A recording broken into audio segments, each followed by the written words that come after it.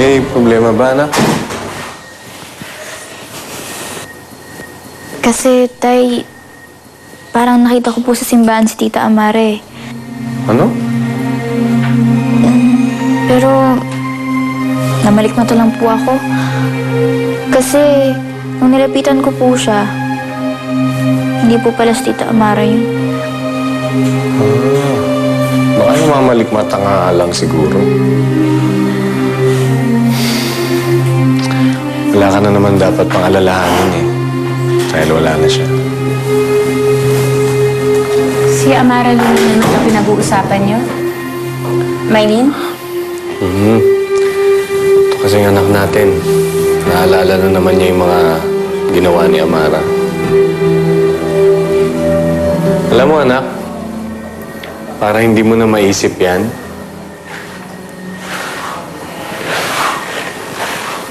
ito. Ang cute naman po na to. Yan.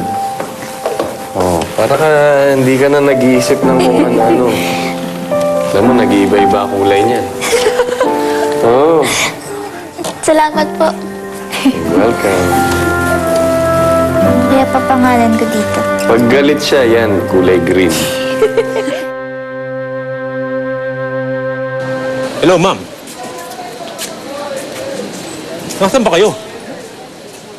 Hindi ko kayo makita eh. Andito ako sa harapan mo, Benito. Ma'am.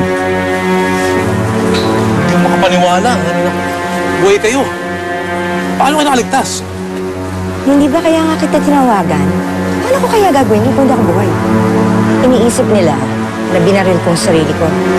Para I committed suicide, pero hindi yun yung nangyari. Pero hindi ako magpapahuli sa inyo na buhay! Wala!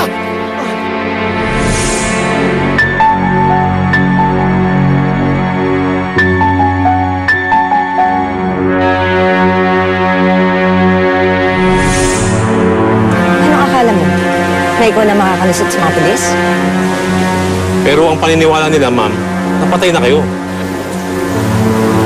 Well, they're in for a very big surprise.